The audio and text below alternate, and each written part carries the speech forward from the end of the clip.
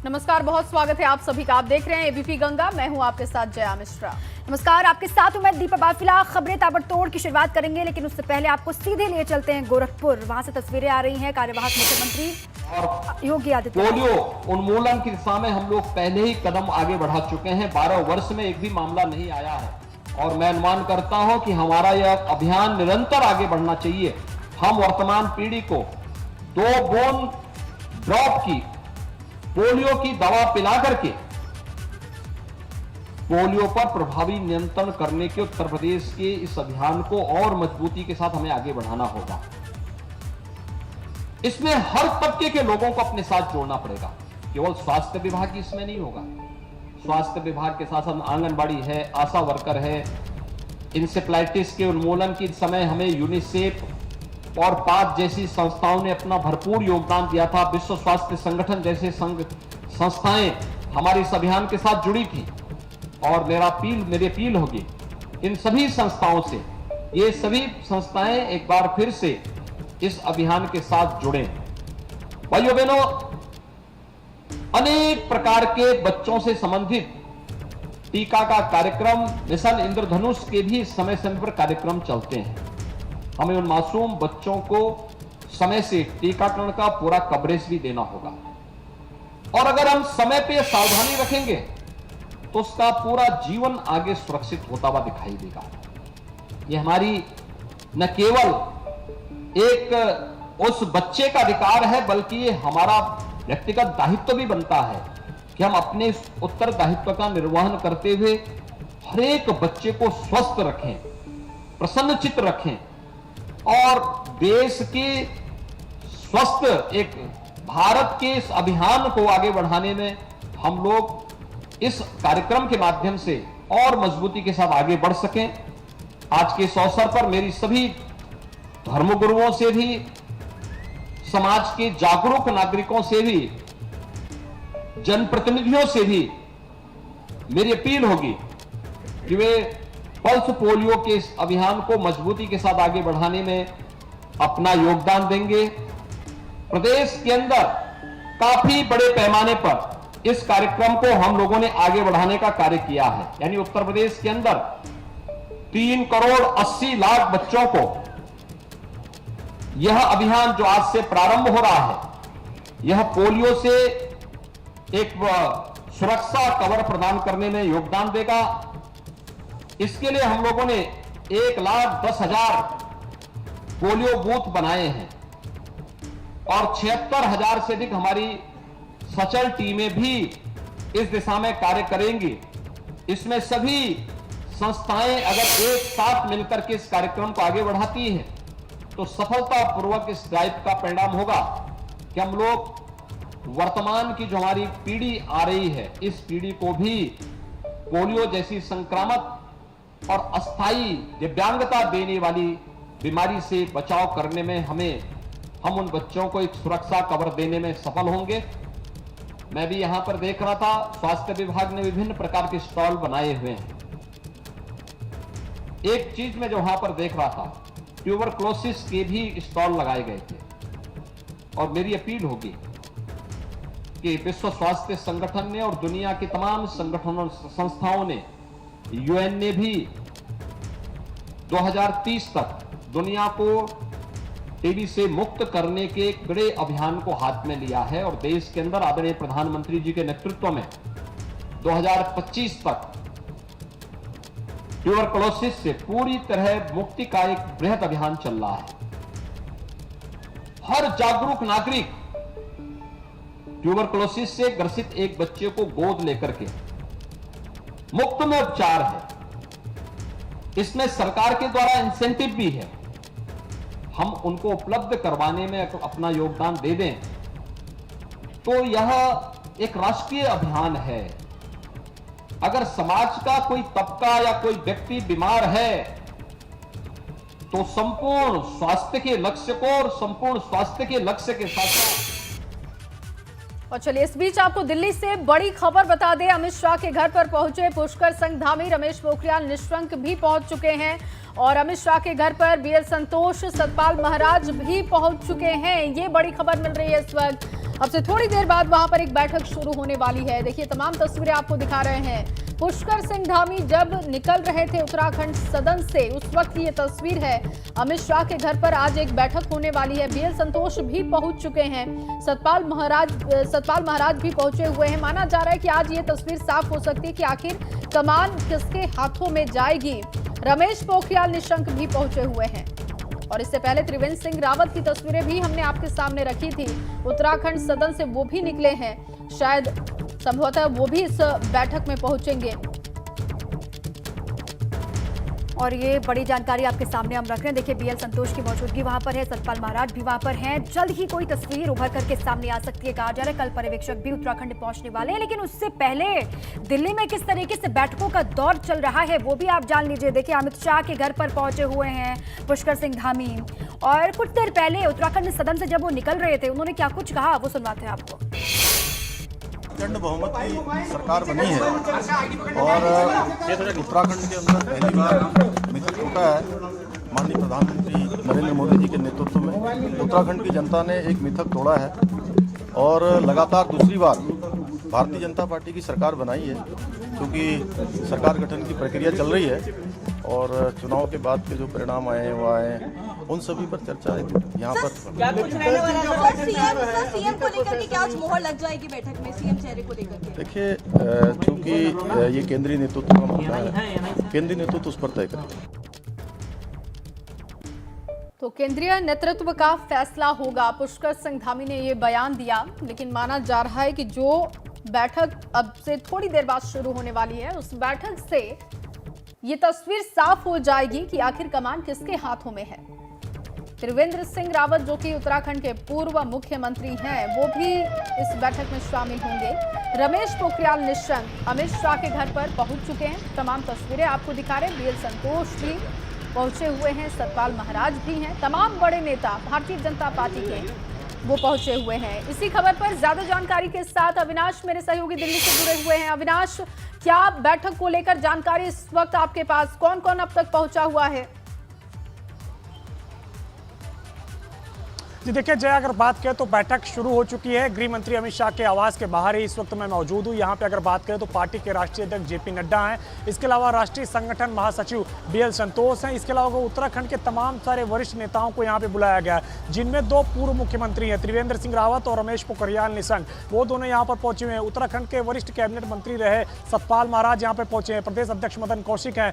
कार्यवाहक मुख्यमंत्री पुष्कर सिंह धामी यहाँ पे मौजूद है। और इसके अलावा अगर बात करें तो संगठन के राज्य के जो महासचिव हैं अजय कुमार, वो यहाँ पे पहुंचे हैं। घर के बाहर की एक बार तस्वीरें दिखाते हैं गृह मंत्री की। देखिए यहाँ पे जो काफिला दिख रहा है आपको नजर आ रहा है सामने, वो ये काफिला है पार्टी के राष्ट्रीय अध्यक्ष जेपी नड्डा का। वहीं अगर बात करें तो घर के दूसरी ओर काफिला लगा है उत्तराखंड के मुख्यमंत्री पुष्कर सिंह धामी का। यहाँ पे अगर बात करें तो तमाम तरह जो नेता हैं वो पहुंच चुके हैं और बैठक की शुरुआत भी अब हो चुकी है। जिस तरीके से उत्तराखंड से तमाम सारे बड़े नेताओं को बुलाया गया है, अब आज मंथन किया जाएगा कि आखिर किसे मौका दिया जाए। क्योंकि जिस तरीके से पार्टी के कई सारे वरिष्ठ नेता हैं वो लगातार ये तो कह रहे हैं कि जो प्रचंड बहुमत मिला है वो प्रधानमंत्री नरेंद्र मोदी के नेतृत्व में मिला है, लेकिन सीएम के नाम को लेकर कुछ नहीं बोल रहे हैं। अभी एक दिलचस्प बयान भी आपको बताता हूं। जब पूर्व मुख्यमंत्री त्रिवेंद्र सिंह रावत उत्तराखंड सदन से निकल रहे थे तो उन्होंने यहां तक कह दिया कि जो उन्होंने 4 साल काम किया है उसी काम का नतीजा है कि उत्तराखंड में प्रचंड बहुमत मिला है। यानी कि उन्होंने पुष्कर सिंह धामी जो कि अभी कार्यवाहक मुख्यमंत्री हैं उनको श्रेय नहीं दिया है, श्रेय दिया है प्रचंड बहुमत मिलने का प्रधानमंत्री नरेंद्र मोदी को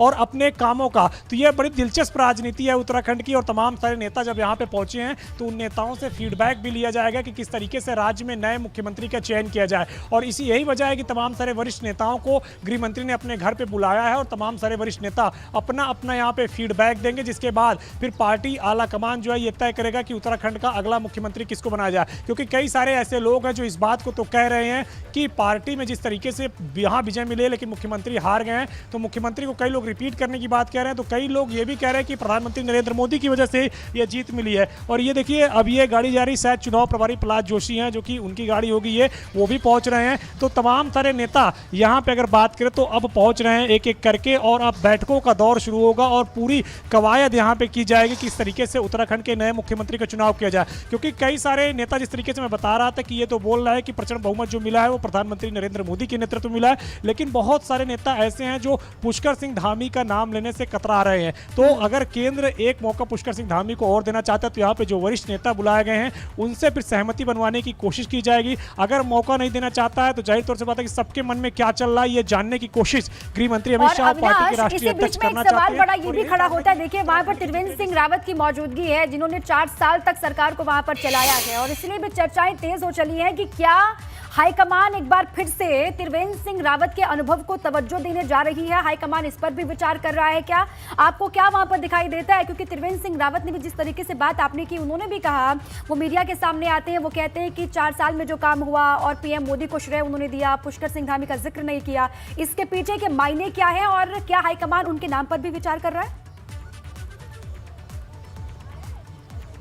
जी देखिए, अगर बात करें तो हाईकमान किसके नाम पे विचार कर रहा है ये कहना अभी जल्दबाजी होगी, लेकिन ये जरूर है कि केंद्रीय आलाकमान ये जानना चाहता है कि उत्तराखंड के जो तमाम सारे नेता हैं उनके मन में क्या चल रहा है, वो क्या चाहते हैं, वो आगे किस तरीके से उत्तराखंड के नए मुख्यमंत्री का चुनाव होते हुए देखना चाहते हैं। तो इसीलिए आज केंद्रीय आलाकमान ने तमाम सारे नेताओं को बुलाया है और जिस तरीके से आज त्रिवेंद्र सिंह रावत ने अपना बयान दिया है वो अपने आप में सब कुछ जाहिर कर देता है। पुष्कर सिंह धामी चुनाव हार चुके हैं और चुनाव हारे हुए व्यक्ति को कभी भी भारतीय जनता पार्टी ने मुख्यमंत्री नहीं बनाया है, लेकिन ये नई बीजेपी है, ये चौंकाने वाला फैसला करती है और ये हमेशा चौंकाती भी है। तो क्या इस बार भी चौंकाएगी या फिर जिस तरीके से परिपाटी रही है कि हारे हुए व्यक्ति को मुख्यमंत्री नहीं बनाया जाता उसी परिपाटी पे चलेगी? चूंकि अगर बात करें तो यहाँ पे तमाम सारे नेता पहुंच गए हैं, अब तमाम सारे नेताओं से फीडबैक लिया जाएगा कि क्या चाहते हैं और जिस तरीके से त्रिवेंद्र सिंह रावत ने निकलकर बयान दिया वो वाकई में काफी ज्यादा चौंकाने वाला है, क्योंकि तमाम सारे नेता जहां एक तरफ ये कह रहे थे कि मुख्यमंत्री पुष्कर सिंह धामी की जो लीडरशिप है उसकी बदौलत उत्तराखंड में जो राज्य की सरकार है फिर से एक बार रिपीट कर सकी है और इसके अलावा अगर बात करें तो प्रधानमंत्री नरेंद्र मोदी का मार्गदर्शन रहा है,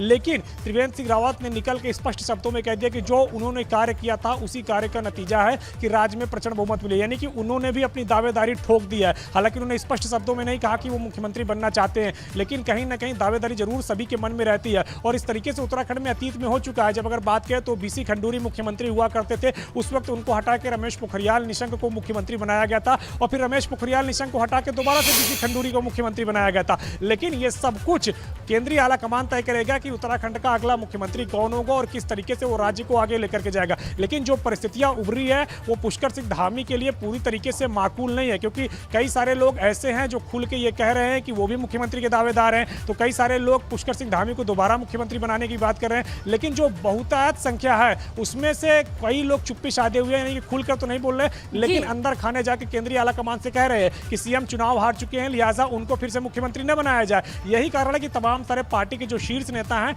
उनको अब बुला लिया है गृह मंत्री अमित शाह ने और यहाँ पे बैठ के उनके साथ बातचीत करेंगे और ये जानने की कोशिश करेंगे कि तमाम सारे शीर्ष नेताओं के मन में क्या चल रहा है, क्या कुछ वो करना चाहते हैं, क्या कुछ उनके मन में है और यहाँ पे एक जो है माहौल तैयार करने की कोशिश की जाएगी कि आखिर उत्तराखंड का जो नया सीएम बने उसको तमाम सारे जो पार्टी के सीनियर लीडर हैं उनका सपोर्ट रहे, ना कि जो किस तरीके से उत्तराखंड में राजनीति देखने को मिली है। जब भी कोई नया मुख्यमंत्री बनता है तो उसके खिलाफ दिल्ली में लॉबिंग शुरू हो जाती है और ये देखने को मिला और यही कारण है कि 2017 से लेकर 22 तक में भारतीय जनता पार्टी को देखिए जिस तरीके से ये मिथक टूटा है उत्तराखंड में कि कोई भी सरकार रिपीट नहीं करती है, लेकिन ये मिथक जैसे टूटा है वैसे ही बीजेपी की ये भी कोशिश होगी कि जो भी मुख्यमंत्री हो कम से कम वो 5 साल का अपना कार्यकाल पूरा कर सके, इस बात पर फोकस रहेगा। आप बने रहिए अविनाश हमारे साथ, आगे भी आपसे अपडेट। आगे बढ़ते हैं। दिल्ली में आज अमित शाह के घर उत्तराखंड सरकार को लेकर बड़ी बैठक हो रही है, चल रही है बड़ी बैठक में शीर्ष नेतृत्व में भाजपा अध्यक्ष जेपी नड्डा, संगठन महासचिव बीएल संतोष शामिल हैं, तो वही कार्यवाहक सीएम पुष्कर सिंह धामी, भाजपा प्रदेश अध्यक्ष मदन कौशिक वहां पर मौजूद हैं और हमारे साथ लगातार अविनाश बने हुए हैं। अविनाश वहीं पर मौजूद हैं और बैठक में क्या कुछ हो रहा होगा ये जान लेते हैं अविनाश से। अविनाश देखिए, जिन जिन की भी मौजूदगी इस बैठक में है वो सारे चेहरे अपने आप में बहुत अहम हो जाते हैं और उनकी जो राय है वो और भी महत्वपूर्ण हो जाती है। आपको क्या लगता है किस तरीके से उनसे बातचीत हो रही होगी और किन किन मसलों को हाईलाइट करके चर्चा की जा रही होगी? देखिए, अगर बात करें तो जिस तरीके से उत्तराखंड के तमाम सारे शीर्ष नेताओं को गृह मंत्री अमित शाह ने अपने आवास पर बुलाया है तो जाहिर तौर से बात है कि जिस तरीके से नए समीकरण उभरे हैं उसी को लेकर के चर्चा होगी कि जो मुख्यमंत्री पुष्कर सिंह धामी खटीमा से चुनाव हार गए हैं तो क्या उनको मौका दिया जाए या नहीं दिया जाए, क्योंकि शीर्ष नेताओं की इसमें राय काफ़ी महत्वपूर्ण होगी। और जिस तरीके से अगर बात करें तो भारतीय जनता पार्टी को प्रचंड बहुमत मिला और प्रचंड बहुमत मिलने के बाद अब कई सारे लोग अपनी अपनी दावेदारी भी करने के लिए यहाँ पे जुटे हुए थे। अगर आप देखिए तो खुद एबीपी गंगा के कैमरे पे आके के रेखा आर्या हो, चाहे वो विधानसभा अध्यक्ष प्रेमचंद्र अग्रवाल हो, या फिर ऐसे कई सारे नाम निकल कर आए हैं जिन्होंने दावेदारी की कि वो भी पार्टी के वरिष्ठ नेता हैं, सीनियर नेता हैं। उनको भी मौका अगर मिलता है तो वो राज्य को चला सकते हैं, लेकिन अंतिम फैसला पार्टी आलाकमान को करना है। जहां पे इस तरीके की रायशुमारी और जहां पे इस तरीके के तमाम सारे लोग निकल के बयान दे रहे हो, और अब अगर बात करें तो आज ही बैठक होनी थी, और बैठक से ठीक पहले जिस तरीके से पूर्व मुख्यमंत्री त्रिवेंद्र सिंह रावत का बयान निकल के आया कि उन्होंने जो 4 साल विकास किया, उसी विकास के बलबूते भारतीय जनता पार्टी प्रचंड बहुमत के साथ सरकार बनाई हुई है, तो जाहिर तौर से बात है कि सभी के अपने दावे हैं, सभी के अपने अपने विचार हैं, सभी के अपने अपने मत हैं। लेकिन यहाँ पे जब गृह मंत्री अमित शाह के साथ अब ये बैठक होने जा रही तमाम सारे पार्टी के शीर्ष नेताओं की, तो सभी के मत को जानने की कोशिश अब आलाकमान करेगा कि आखिर ये लोग क्या चाहते हैं। और अपनी ओर से जिस तरीके से गृह मंत्री अमित शाह हो, चाहे पार्टी के राष्ट्रीय अध्यक्ष हो, वो ये भी जानने की कोशिश करेंगे कि ये लोग उत्तराखंड राज्य के विकास में किस तरीके से अहम भूमिका निभा सकते हैं, और यही लिए इस महत्वपूर्ण बैठक को बुलाया गया। एक बार तस्वीरें आपको फिर से दिखाना चाहेंगे। यहाँ पे गृह मंत्री के घर के बाहर देखिए मुख्यमंत्री पुष्कर सिंह धामी का पूरा काफिला यहाँ पे खड़ा हुआ है, और इसके अलावा अगर बात करें तो तमाम सारे जो नेता यहाँ पे पहुंचे हुए हैं उनकी भी गाड़ियों का काफिला यहाँ पे खड़ा हुआ है, और अंदर अब बैठक की शुरुआत हो चुकी है। बैठक की अगर बात करें तो खुद गृह मंत्री अमित शाह बैठक में मौजूद हैं, पार्टी के राष्ट्रीय अध्यक्ष जेपी नड्डा मौजूद हैं, राष्ट्रीय संगठन महासचिव बीएल संतोष भी यहाँ पे मौजूद हैं। तो तमाम सारे पार्टी के वरिष्ठ नेता जो कि दिल्ली में हैं वो भी यहाँ पे मौजूद हैं, और जो उत्तराखंड के तमाम सारे वरिष्ठ नेता हैं उनको भी अब यहाँ पे बुला लिया गया है। तो सारे नेताओं के सामने अब विभिन्न जो विचार के नेता हैं उनके मतों को यहाँ पे जानने की कोशिश की जाएगी, और फिर इसके बाद अगर बात करें तो देर शाम प्रधानमंत्री आवास पे भी बैठक हो सकती है, जहां पे तमाम सारे नेताओं के विचारों को बताया जा सकता है, और फिर एक अंतिम मुहर लगाने की कोशिश की जाएगी, एक नाम को बनाने की जानकारी दी जाएगी। जी सकती है, और कल पर्यवेक्षक पहुंचने वाले हैं उत्तराखंड, तो ऐसे में आज की तस्वीरें क्या क्या रहती हैं दिन भर उस पर हमारी नजर होगी। आगे भी आपसे अपडेट लेंगे, आप बने रहिए हमारे साथ।